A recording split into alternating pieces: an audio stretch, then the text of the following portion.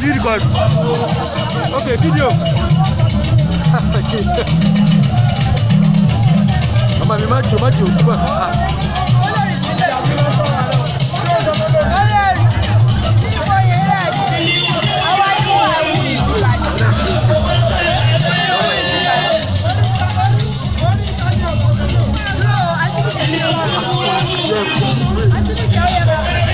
Ẹ káwọ́ pípọ̀ yín kò lójú rẹ̀.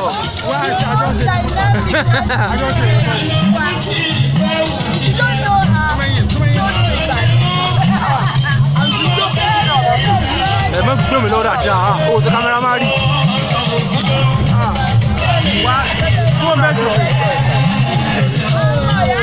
Wọ́n ní wọ́n lórí báyìí. Tí ó lọlẹ̀. Ìyá díẹ̀ mọ̀ ní ìtọ́jú fún ṣe wọ́n gẹ́ àkílẹ̀ ẹ̀bí ṣe. Kí ló pọ̀? Bẹ́ẹ̀ ni mà. Ọ̀nà kò bá ní ṣọ́ọ̀ṣì mà. Ìyá gbọ́dà, àwọn òṣùmọ̀. Ó máa ń bá fídíò. Ẹ̀gbọ́n ìgbà kan gbé fún sojú rẹ̀. Ìjọ bá kàn pẹ̀lú onílé tí. Ẹ mọ kámẹ́rà máa ń ṣe. Ìjọ bá kàn. Ìjọ lọlẹ̀. Àjọwà bí ìkọ yìí. Ẹ̀ẹ́dí láti òkú rẹ̀. Ọkùnrin àpò ní máa ti èmi nà. Iyalode,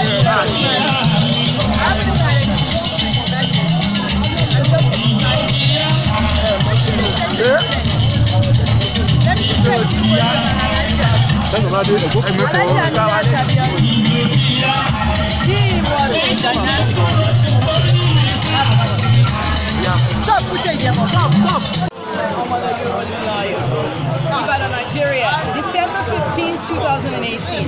The most powerful woman in Ibadan, Nigeria. Those of you arguing on social media, here she is, Alaja our Iyalode of Ibadan. Today is a 7-day Fidau prayer. I will forever love her. Iyalode, what else?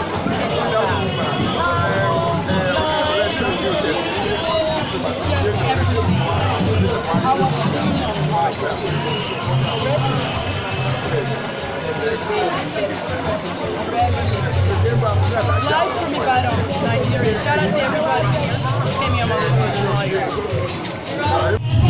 Let me just call myself the First Lady of Fidau, because everybody knows that this is my hometown, despite the fact that I left here 38 years ago. We are here at the house of the Iyalode of Fidau, Goodnight Mummy, a dynamic woman, passionate woman, very elegant woman, beautiful, always caring. Now, in America, I was the Iyalode of America. I'm enjoying America, Iyalode of America, Kemi, Olunloyo.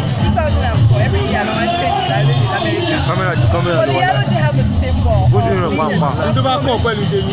a very elegant, strong woman who can lead the city. And that's what the Iyalode stands for. I like that stands good for that. To her children, all her children. Everybody. She raised her kids right. Her kids are icons. She was an icon. Your advice to the children. She raised those children right. I got like an album. Our grandchildren. Great-grandchildren. What will the great-grandchildren say? Tell me about it, Lord. Kemi Olunloyo.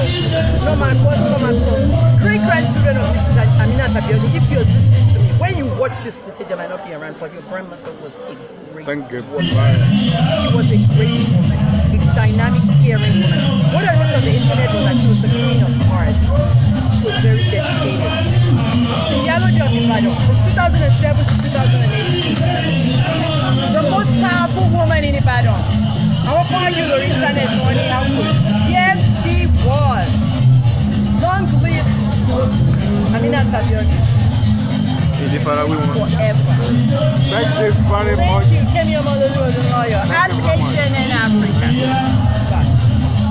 Just a Kemi Olunloyo.